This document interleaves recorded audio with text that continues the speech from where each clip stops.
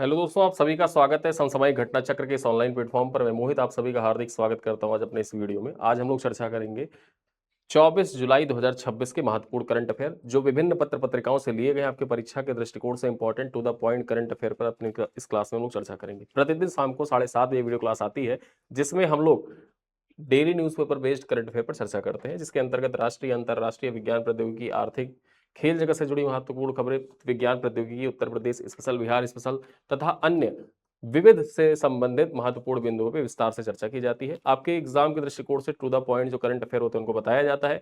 साथ ही साथ मुख्य परीक्षा के लिए इन करंट अफेयर का उपयोग कहाँ कहाँ किस प्रकार से और कैसे कर सकते हैं, ये भी बातें आपको बताई जाती हैं। चलिए स्टार्ट करते हैं, देखते हैं कौन कौन सी खबरें आपकी परीक्षा के दृष्टिकोण से इंपॉर्टेंट है। उससे पूर्व मैं आपको बता दूं कि ये जो करंट अफेयर की पैकेज है, यहाँ पर जो हम लोग क्लास लेते हैं, इसको मासिक पैकेज के रूप में डिजाइन करके रखा गया है। इस मासिक पैकेज को आप ज्वाइन कर सकते हैं, जिसके अंतर्गत देखा जाए तो प्रतिदिन आपको वीडियो क्लास तो मिलती ही मिलती है, और क्लास पीडीएफ मिलती है, प्रिंटेबल पीडीएफ आपको प्रोवाइड किया जाता है, क्लास पीपीटी आपको शेयर की जाती है, डेली 10 MCQ का ऑनलाइन टेस्ट होता है, महीने के एंड में आपसे कंपाइल पीडीएफ आपको प्रोवाइड किया जाता है।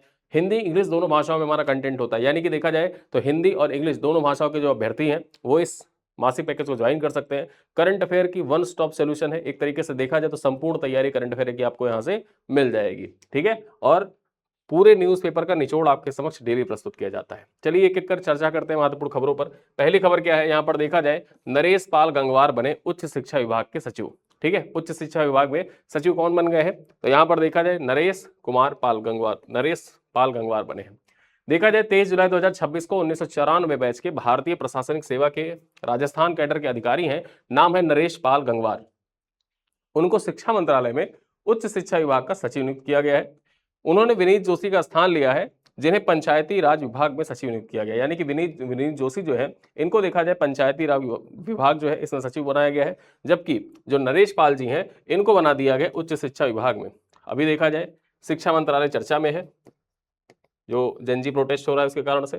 ठीक है, तो सचिव का नाम याद रखिएगा, एग्जाम में पूछा जा सकता है। यह नियुक्ति मंत्रिमंडल की जो नियुक्ति समिति है उसके द्वारा अनुमोदित 13 सचिव स्तरीय फेरबदल का हिस्सा है।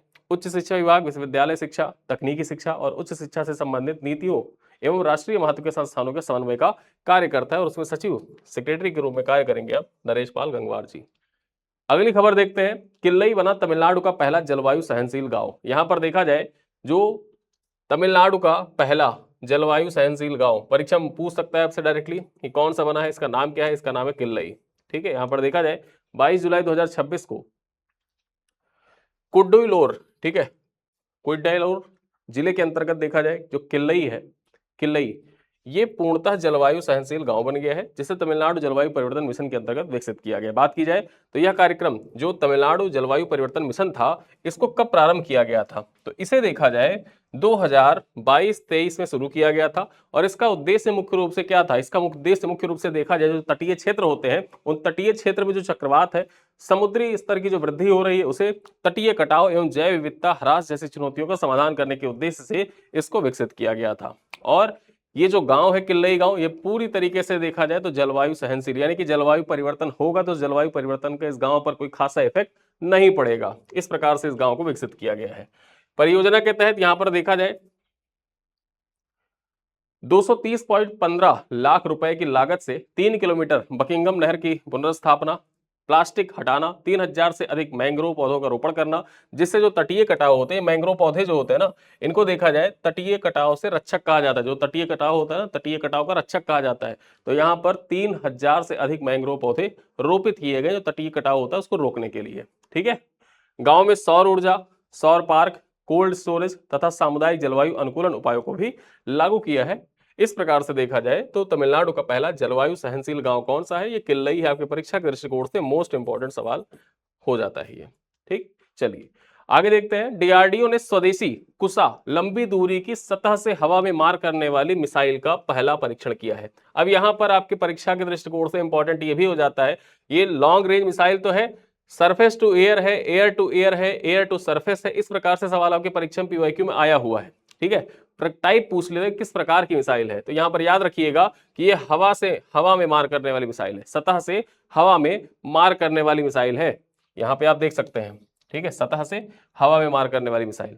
एक होती है हवा से हवा में मार करने वाली मिसाइल, एक होती है हवा से सतह में मार करने वाली मिसाइल। ठीक है, तो ये जो कुशा है लॉन्ग रेंज मिसाइल है, सतह से हवा में मार करने वाली, और इसका डीआरडीओ के द्वारा देखा जाए परीक्षण किया गया है।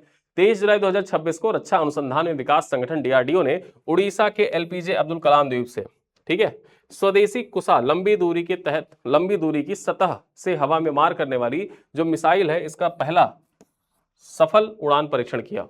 बात करें तो मिसाइल में उच्च गति एवं उच्च ऊंचाई वाले हवाई खतरों का अनुकरण करने के लिए इलेक्ट्रॉनिक लक्ष्य को सफलतापूर्वक भेदा गया। यहां पर बात करें तो प्रोजेक्ट कुसा का उद्देश्य 2035 तक भारत के लिए बहुस्तरीय वायु एवं मिसाइल रक्षा कवच विकसित करना है। जिस प्रकार से अमेरिका एक गोल्डन डोम विकसित करना चाहता है, उसी प्रकार से प्रोजेक्ट कुसा भारत में चलाया जा रहा है। और प्रोजेक्ट कुसा के तहत देखा जाए जो बहुस्तरीय वायु रक्षा प्रणाली है, उसका विकास किया जाएगा 2035 तक।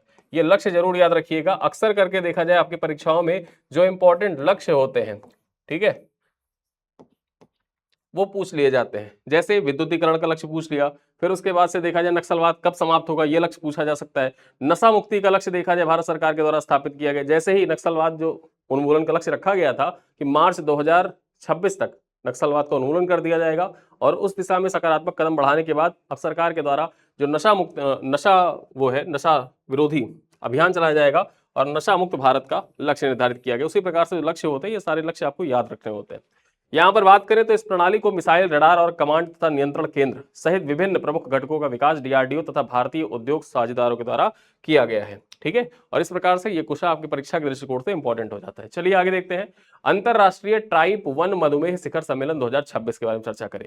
ये जो अंतरराष्ट्रीय टाइप 1 मधुमेह शिखर सम्मेलन 2026 है, इसका आयोजन कहां पर किया जाएगा? तो इसका आयोजन जोधपुर राजस्थान में किया जाएगा। कब से कब तक? 30 जुलाई से 1 अगस्त 2026 के बीच में इसका आयोजन किया जाएगा। यहां पर देखा जाए 30 जुलाई से 1 अगस्त 2026 तक जोधपुर राजस्थान में अंतरराष्ट्रीय टाइप 1 मधुमेह शिखर सम्मेलन 2026 आयोजित होगा, जिसकी घोषणा 23 जुलाई 2026 को नई दिल्ली में की गई। सम्मेलन का आयोजन देखा जाए तो द फ्रेंड्स ऑफ मेवाड़, ठीक है, the friends of Mewar, break through T1D तथा विलियम जे क्लिंटन फाउंडेशन के सहयोग से किया जा रहा है। बात करें तो इसमें भारत, अमेरिका, ऑस्ट्रेलिया के विशेषज्ञ इंसुलिन उपलब्धता, मधुमेह प्रौद्योगिकी, मानसिक स्वास्थ्य एवं समान उपचार जैसे विषयों पर चर्चा करेंगे। और यह सम्मेलन भारत की राष्ट्रीय स्वास्थ्य नीति में बच्चों में टाइप 1 मधुमेह की मान्यता तथा बेहतर उपचार व्यवस्था को बढ़ावा देने पर केंद्रित है, ठीक है। तो आपको याद रखना है जो इंटरनेशनल कॉन्फ्रेंस होती है, और वो भी देखा जाए एक प्रकार का ये पूरी तरीके से विश्व स्तरीय कॉन्फ्रेंस है, और विश्व स्तरीय कॉन्फ्रेंस जो है वो भारत में हो रहा है। तो आपकी परीक्षा के लिए इंपॉर्टेंट हो जाता है किस शहर में हो रहा है, आपको जरूर याद रखना है किस शहर में हो रहा है। तो ये जोधपुर राजस्थान में हो रहा है, ठीक है। चलिए आगे देखते हैं, भारत हरित हाइड्रोजन शिखर सम्मेलन 2026। यहां पर बात करते हैं 23 जुलाई 2026 को नई दिल्ली में द्वितीय भारत हरित हाइड्रोजन शिखर सम्मेलन 2026 का आयोजन भारतीय वाणिज्य एवं उद्योग मंडलों के महासंघ यानी कि फिक्की के द्वारा किया गया है। भारतीय वाणिज्य एवं उद्योग मंडल महासंघ के द्वारा किया गया है, फिक्की के द्वारा। बात की जाए तो सम्मेलन का विषय क्या था? सम्मेलन का विषय positioning India as a global hydrogen hub रहा, ठीक है, positioning India as a global hydrogen hub. इसी थीम पर ये जो दूसरा ग्रीन हाइड्रोजन समिट था, इसका आयोजन किया गया था, ठीक है। कहां पर किया गया था आयोजन? नई दिल्ली में किया गया। कब किया गया? 23 जुलाई 2026 को किया गया। चलिए देखते हैं, जिसमें हरित हाइड्रोजन आधारित गतिशीलता और ऊर्जा निर्यात प्रतिस्पर्धा पर चर्चा की गई। यह सम्मेलन राष्ट्रीय हरित हाइड्रोजन मिशन के अंतर्गत उत्पादन, भंडारण, परिवहन तथा इलेक्ट्रोलाइजर निर्माण को बढ़ावा देने पर केंद्रित रहा। ज्योतिविज के अनुसार भारत का लक्ष्य 2030 तक वैश्विक हरित हाइड्रोजन बाजार का लगभग 10% हिस्सेदारी प्राप्त करना है, ठीक है। अब यहां पर एक लक्ष्य आ गया, जो वैश्विक हरित हाइड्रोजन बाजार है उसमें 10% लक्ष्य भारत का रहे, मतलब 10% हिस्सेदारी भारत की हो। और ये लक्ष्य कब तक का घोषित किया गया? 2030 तक का। तो ये 2030 तक का लक्ष्य भी आप याद रख सकते हैं।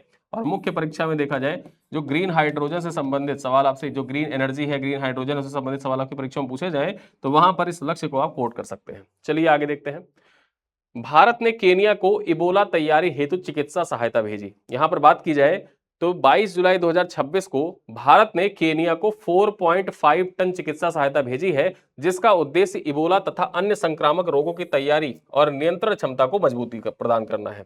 देखा जाए तो पहली खेप नैरोबी के जोमा केन्याटा अंतरराष्ट्रीय हवाई अड्डे पर भारत के उच्चायुक्त आदर्श स्वाइका ने केनिया के स्वास्थ्य मंत्री एडन दुआलो को सौंपी। बात करें तो सहायता सामग्री में व्यक्तिगत सुरक्षा किट, यानी कि जो पीपीई किट होता है वो, नमूना परिवहन kit, infrared thermometer, face shield और सुरक्षात्मक जूते सहित 279 पैकेज सम्मिलित है। यहां पर बात करें तो यह पहल भारत की वैश्विक स्वास्थ्य सहयोग और मानवीय सहायता नीति को सुदृढ़ करने की दिशा में एक महत्वपूर्ण कदम माना जा रहा है। ठीक है, चलिए आगे चर्चा करते हैं। अगली खबर क्या है? विश्वनाथन आनंद। विश्वनाथन आनंद के बारे में आप जानते ही हैं, इनको देखा जाए फिडे का अंतरिम अध्यक्ष बनाया गया है। ठीक है, फिडे के अंतरिम अध्यक्ष। यहां पर बात करें तो 24 जुलाई 2026 को भारत के 5 बार के शतरंज चैंपियनशिप, भारत के 5 बार के विश्व शतरंज चैंपियनशिप जीत चुके खिलाड़ी हैं विश्वनाथ आनंद। इनको देखा जाए अंतरराष्ट्रीय शतरंज महासंघ के अंतरिम अध्यक्ष का पदभार इन्होंने संभाल लिया है। यह नियुक्ति आर्कादी दोरोकोविच के द्वारा यूरोपीय संघ एवं स्विट्जरलैंड के प्रतिबंधों के बाद अपने दायित्व से निलंबित करने के पश्चात हुई है। यहां पर बात करें तो विश्वनाथन आनंद वर्ष 2022 से फिडे के उपाध्यक्ष हैं तथा उन्होंने उपाध्यक्ष पद के लिए दोबारा चुनाव नहीं लड़ने की घोषणा की। ठीक है, यहां पर देखा जाए जो फिडे है, फिडे विश्व शतरंज की सर्वोच्च संस्था है जो विश्व चैंपियनशिप, अंतरराष्ट्रीय रेटिंग प्रणाली तथा शतरंज के नियमों का संचालन करती है। और उसके देखा जाए संचालन करने का दायित्व अब जो मुख्य कार्यभार सौंपा गया है अंतरिम अध्यक्ष के तौर पर यहां पर विश्वनाथन आनंद संभालेंगे। चलिए आगे देखते हैं। भारतीय रेलवे का 99.6% ब्रॉड गेज नेटवर्क विद्युतीकृत हो गया है। ठीक है, यहां पर बात करें तो 22 जुलाई 2026 तक भारतीय रेलवे का 99.6% ब्रॉड गेज नेटवर्क विद्युतीकृत हो गया है, जिससे यह स्विट्जरलैंड में देखा जाए जो ब्रॉड गेज लाइन है इसका 100% विद्युतीकरण हो चुका है और भारत दूसरे स्थान पर है पूरी दुनिया में जो जिसने 100% विद्युतीकरण कर लिया है ब्रॉड गेज नेटवर्क पर।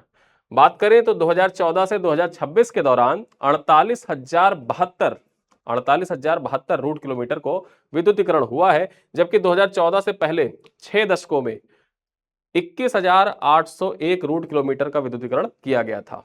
ठीक है, यहां पर देखा जाए 2015-16 से 2024-25 के बीच में जो डीजल खपत है ये 293 करोड़ लीटर से घटकर 108 करोड़ लीटर रह गई है, जिससे ईंधन आयात निर्भरता और कार्बन उत्सर्जन में भी कमी आई है। जून 2026 तक रेलवे में 1200 मेगावाट से अधिक नवीकरणीय ऊर्जा क्षमता, जिसमें देखा जाए तो 1161 मेगावाट सौर ऊर्जा और 103 मेगावाट पवन ऊर्जा स्थापित की है। ठीक है, तो रेलवे के द्वारा देखा जाए ये सौर ऊर्जा संयंत्र और पवन ऊर्जा संयंत्र भी चलाए जा रहे हैं, संचालन किया जा रहा है, जिससे जो तेल है, डीजल है, उस पर निर्भरता कम हो रही है, जिससे जो कार्बन उत्सर्जन है वो भी प्रभावी रूप से कम हो रहा है।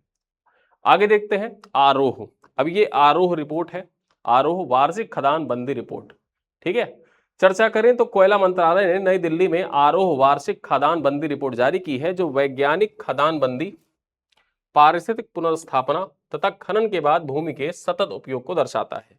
यहां पर बात की जाए तो कोल कंट्रोलर ऑर्गेनाइजेशन के द्वारा तैयार यह भारत की पहली व्यापक रिपोर्ट है, जिसमें 42 वैज्ञानिक रूप से बंद कोयला खदानों, 33 पिछले वर्ष के दस्तावेजीकरण किया गया है। यानी कि जो आरोह रिपोर्ट है इसमें 42 वैज्ञानिक रूप से जो कोयला खदान बंद किए गए थे ना, पिछले साल ही देखा जाए 33 खदानें बंद हुई थी, उनका दस्तावेजीकरण किया गया है।